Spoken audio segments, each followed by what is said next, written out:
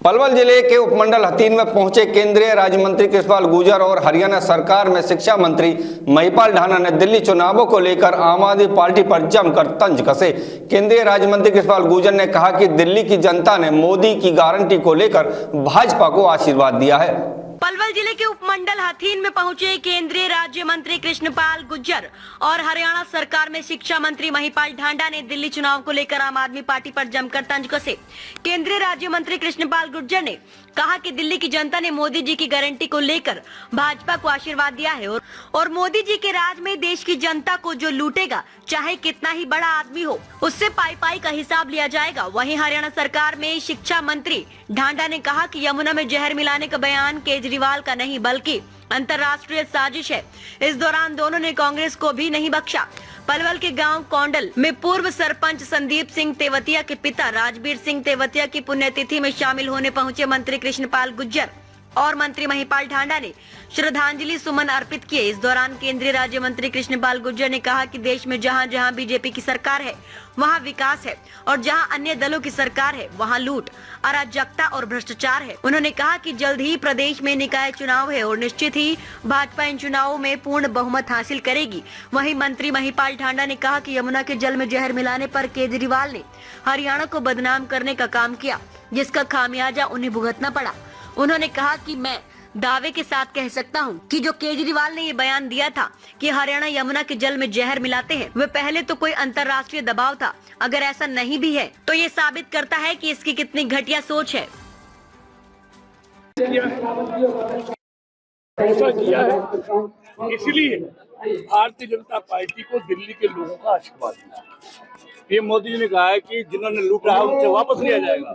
लेकिन निश्चित तौर पर मोदी जी के राज में कोई भी हो, कितना भी बड़ा हो, जो देश की जनता को लूटेगा उससे उस एक एक पाई का हिसाब लेकर वापस लिया जाएगा। पहले हरियाणा में सरकार बनाई हुई है, किस तरह से देखिए बड़ी चीज ये क्या है, ये मुद्दा क्या रहा? ये मुद्दा विकास और सुशासन, मोदी जी पर भरोसा, मोदी जी की करनी और कथनी में कोई अंतर नहीं। और जहां जहां बीजेपी की सरकार है लोगों ने देखा है वहां विकास है, सुशासन है, और जहां जहां विपक्ष की सरकार है वहां भ्रष्टाचार है, भाई भतीजावाद है, लूट है, अराजकता है। पहले हरियाणा में सरकार बनाई, आपकी बीजेपी नायब सिंह सरकार बनी है, दिल्ली में जीत के बाद अब निकाय के चुनाव हो रहे हैं, तो कितना असर पड़ेगा? लेकिन असर नहीं, निश्चित तौर पर हरियाणा के निकाय चुनाव में भी एक तरफा जीत भारतीय जनता पार्टी की होगी। ये 2 मार्च को आप सब लोग देखेंगे। मंत्री, दिल्ली चुनाव में जिस तरह के नतीजे आए, हरियाणा के किस तरह से आगे कांग्रेस का भविष्य क्या देखेंगे? कांग्रेस का है, कांग्रेस का कोई वजूद नहीं बचा है। देखिए, चोर चोर मुसेरे भाई जमकर दोनों ने लूट मचाई थी, दोनों का हश्र दुनिया ने क्या कर दिया आप देख लो। कांग्रेस ने कभी भी इस देश के लिए और इस देश की बढ़ोतरी के लिए कोई ठोस और अहम कदम नहीं उठाए। इनके नेताओं की तो एक वो कहावत हमारे हरियाणा में बोल रहा है, बिला भाई अपना भरया जगत का भरया, मतलब भाई मेरा भरेगा तो सब क्या भर गया, है ना। तो ये वे लोग थे कि इन्होंने अपने अपने भर लिए, भर के कहा बिला भाई भारत हो गया बलवान, हो गया उन्नत, कोई कमी नहीं है, हमने जो बनाया अच्छा बनाया।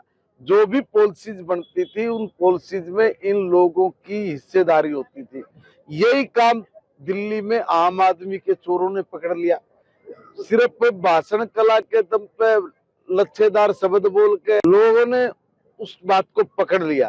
देखो, काट की हांडी बार बार नहीं चढ़ सकती, एक बार चढ़ जाएगी, धक्का कर लोगे 2 बार चढ़ जाएगी, आगे नहीं चढ़ सकती। इसलिए इन लोगों ने जो पाप करे उसका हिसाब जनता मांग रही थी। अरे कितनी गंदी सोच के आदमी है, एकदम कह रहे हैं कि मेरा भाई हरियाणा वालों ने जहर डाल दिया। जहर डाल दिया तो अगर यह इस आदमी की सोच नहीं है, गारंटेड है, और अगर जो इसकी सोच है तो भी कितनी घटिया गंदी सोच है कि भाई हरियाणा के लोग क्या देश की दिल्ली की राजधानी में जो लोग बस रहे हैं, भारत की राजधानी में, सबको मानना चाहते हैं। ये एक बहुत बड़ी स्क्रिप्ट के ऊपर काम कर रहे थे। मैं दावे से कह रहा हूं कि कोई इंटरनेशनल फोर्सेस के हाथ के खिलौने हैं ये लोग, क्योंकि गाय बगाए वो इस तरह की बात करते हैं जिसका उस वक्त कोई अर्थ नहीं होता। मैं ये कहना चाह रहा हूँ, चुनाव चल रहा है, चुनाव के बीच में ये अचानक बात कहां से आ गई भाई? ये दिल्ली के लोगों को मारने के लिए हरियाणा जहर डाल रहा है, कहां से आई ये बात? ये कोई एजेंडा नहीं था चुनाव का, ये नेशनल कोई इंटरनेशनल एजेंडा है, उस स्क्रिप्ट के ऊपर काम करना था। और ये मौका था कि भी चुनाव के वक्त ये बात बोल दो, लोगों को लगेगा भी ये तो चुनावी मुद्दा है, जबकि उसके पीछे मंशा कुछ और। मंशा क्या? भारत को बदनाम करना। मंशा क्या? मोदी जी की लोकप्रियता पे डेंट मारना।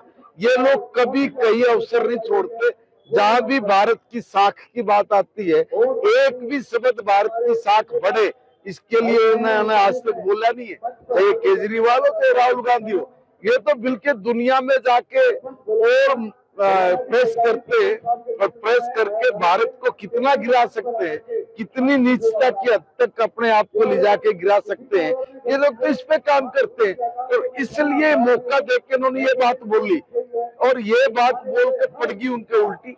इन्होंने तो ये सोची थी कि भाई सारी दिल्ली के लोग तुम्हारी इस बात से दीवाने हो जाएंगे, इंटरनेशनल जो फोर्सेज है वो आपको चंदा देंगी उस पैसे से, या जो यहाँ पे विदेशी एनजीओ काम कर रही है, वो दिल्ली है, पढ़े लिखे लोगों की है, इसलिए वो तुम्हें सपोर्ट करेंगे। मगर उल्टा पड़ गया, और उल्टा ऐसा पड़ा कि लोगों ने सिमटा दिया।